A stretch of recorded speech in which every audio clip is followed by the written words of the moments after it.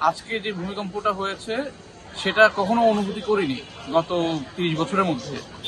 আর মানে আমরা তো তখন অফিস করছিলাম, অফিস করার মাঝখানেই হচ্ছে ভূমিকম্পটা হয়। আর তখনই দেখি যে আমরা হচ্ছে সব চেয়ার টেবিল সব কাঁপাকাঁপি শুরু হয়ে যায়।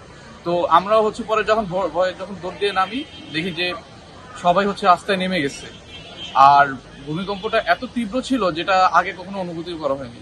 I've never felt an earthquake like this before. Never in my life. Like this was the first time. I was sleeping basically, and like all of a sudden I felt the whole building shaking, and then we all came down. That's it.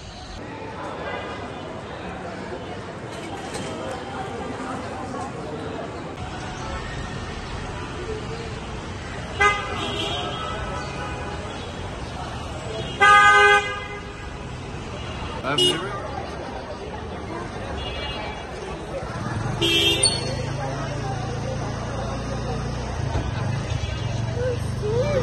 আমি এটা আরো বুঝছি কেন